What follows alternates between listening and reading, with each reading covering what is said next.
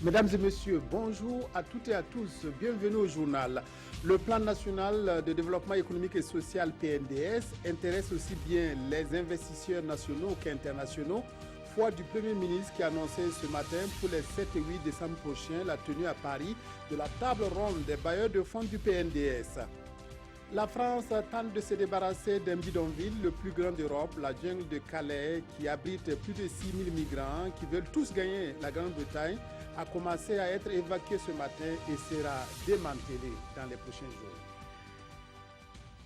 Mais tout d'abord, le président du Faso est rentré vendredi dernier de Rome, où il a été reçu par le pape François. La visite de Roch-Marc Christian Kaboré au Vatican a permis au chef de l'État de s'entretenir avec la communauté de San Egidio. La communauté exécute ici au Burkina plusieurs programmes de développement, dont celui sur l'établissement des actes de naissance pour les enfants. Yacouba Gamene, Marguerite Douagno, reportage à Rome. Le Burkina Faso et la communauté de San Egidio, c'est une longue histoire de coopération et d'amitié. San Egidio est installé depuis plusieurs années au Faso avec un programme de développement dont le projet Bravo pour l'inscription à l'état civil qui a permis d'enregistrer de nombreux citoyens burkinabés. Le président du Faso et les responsables de la communauté ont donc évoqué le sujet et aussi abordé la question de la sécurité au Burkina et dans la sous-région et du dialogue pour la paix. Le président nous a dit, et il a été très gentil, nous a dit d'avoir suivi avec beaucoup d'intérêt la récente prière pour la paix qui s'est passée au Burkina Faso, organisée par la communauté locale de Sant'Egidio, mais c'est un réseau de dialogue qui touche tout le monde. Récemment, nous avons organisé la grande prière pour la paix à Assisi, la ville de l'Italie du Centre, qui a vu la participation du pape François, du patriarche Barthélemy et d'autres grandes personnalités religieuses. Nous allons renforcer les réseaux de dialogue chez vous, dans votre pays, mais en général dans toute l'Afrique. Pour nous, il n'y a autre voie que le dialogue pour résoudre les problèmes des pays africains et en général du monde. Plusieurs autres sujets ont été abordés par la communauté de San Egidio lors des échanges avec le chef de l'État burkinabé. La communauté devrait poursuivre ses programmes de développement au Faso en les renforçant davantage pour le bien-être des populations. Venons-en maintenant au plan national de développement économique et social, le PNDS, au centre d'une conférence de presse animée ce matin par le Premier ministre. Deux annonces à retenir de cette rencontre, la tenue de la table ronde avec les bailleurs de fonds à Paris les 7 et 8 décembre prochains et l'intérêt des investisseurs nationaux pour soutenir le PNDS. Ce reportage, Pamadoro, Jean Zongo, Ismaël Dilouma Sirima. Comme principale information de ce point de presse du Premier ministre, la tenue les 7 et 8 décembre prochains à Paris de la table ronde des bailleurs de fonds pour le financement du PNDS. Plus de 15 000 milliards sont nécessaires pour la mise en œuvre du plan national de développement économique et social. Et Paul Kabatieba estime que le climat sécuritaire ne saurait décourager les investisseurs internationaux. Le terrorisme est devenu un phénomène mondial, partout dans le monde. Regardez comment la France a été frappée récemment par des attentats meurtriers.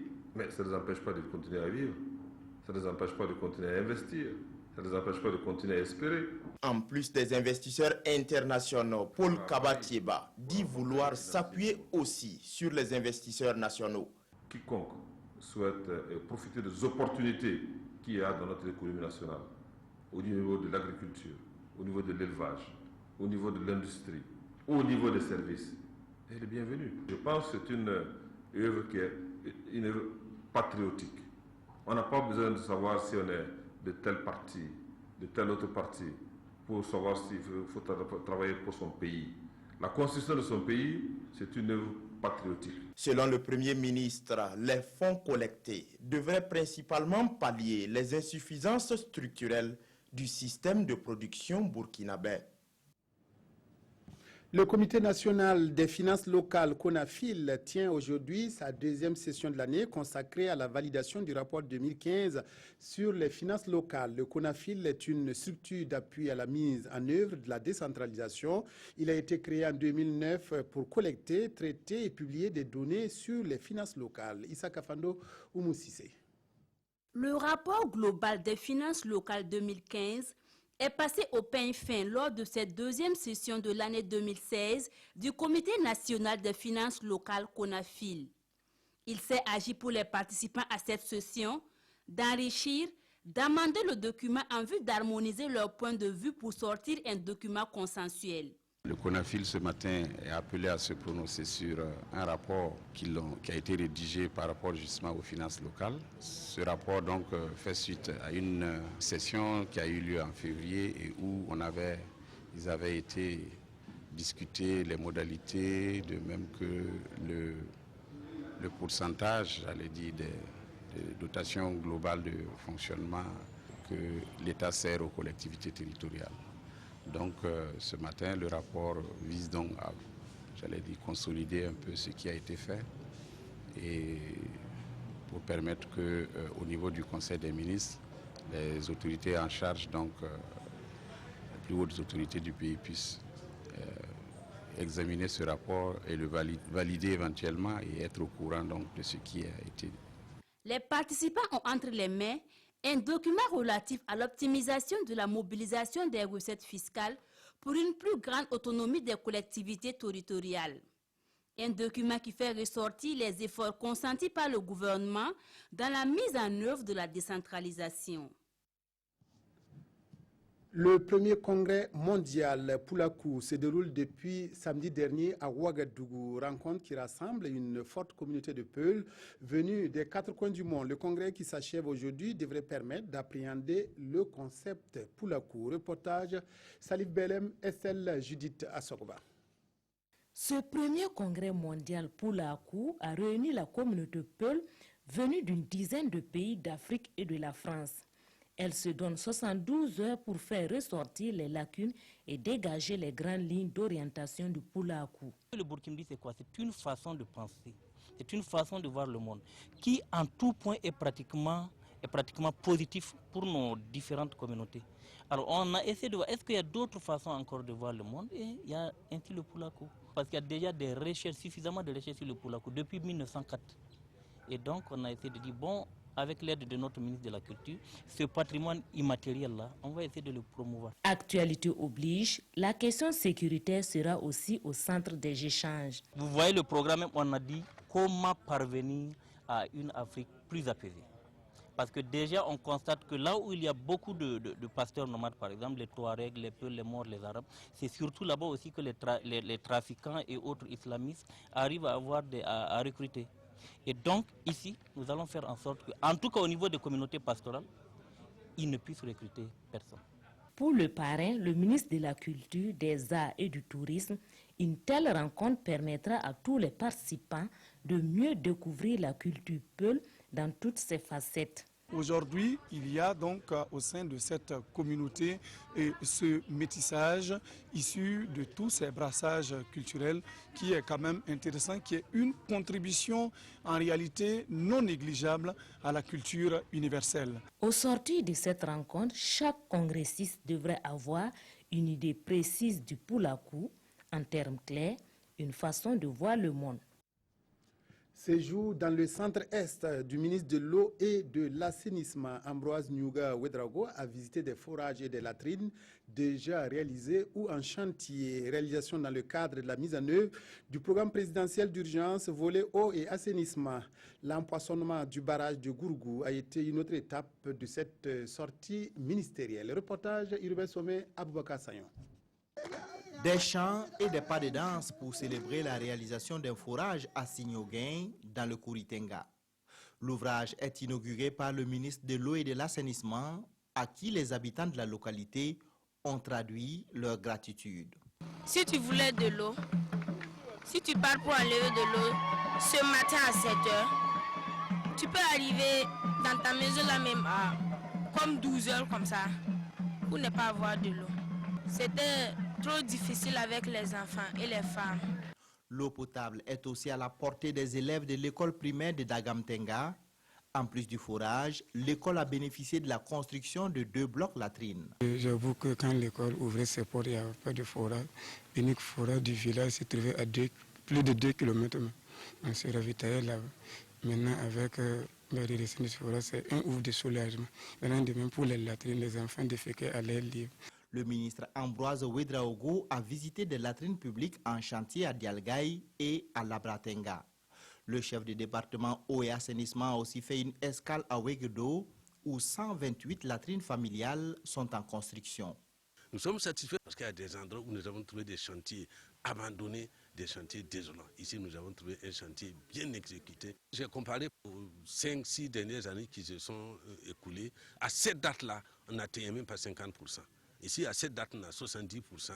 Je crois et j'espère qu'on pourra atteindre un bon taux d'exécution au 31 décembre 2016. Le ministre de l'eau s'est également rendu sur le chantier de réhabilitation du barrage de Gourgou dans le Boulgou. Les travaux de réfection de la digue et du déversoir sont réalisés à 100%.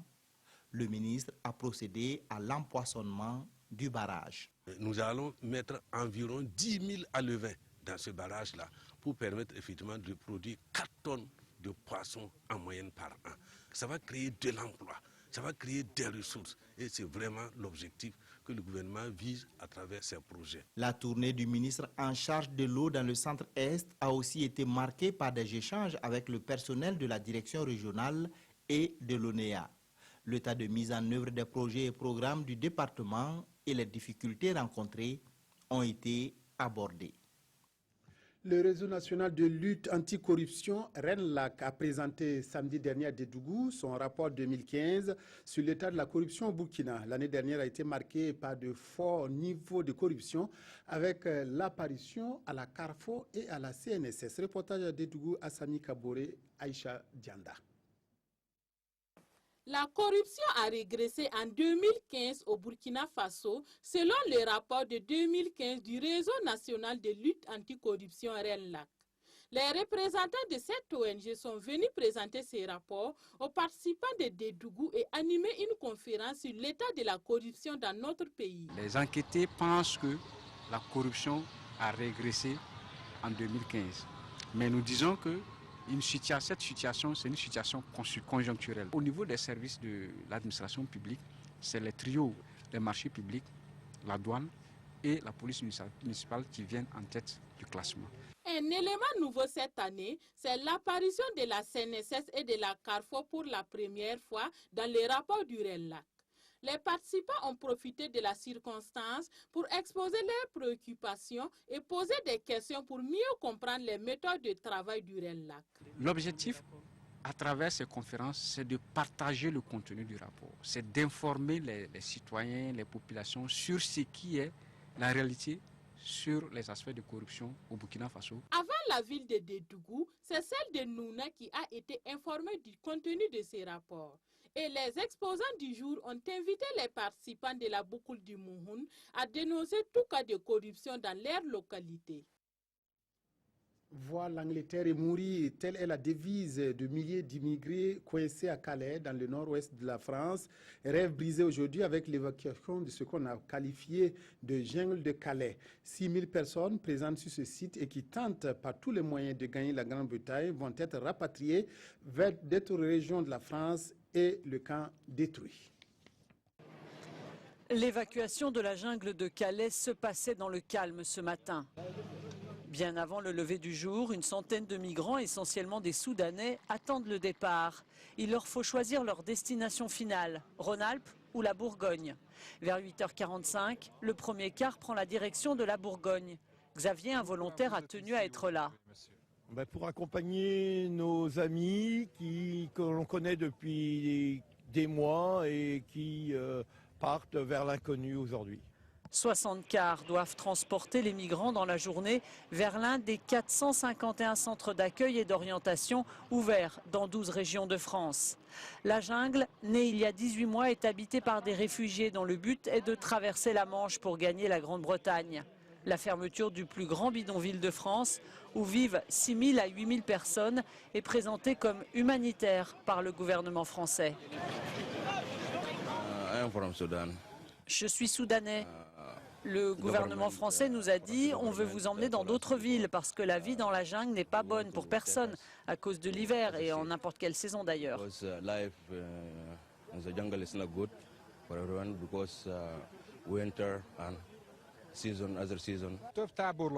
Mais 2000 personnes seraient réticentes à quitter la jungle, comme le souligne notre reporter sur place.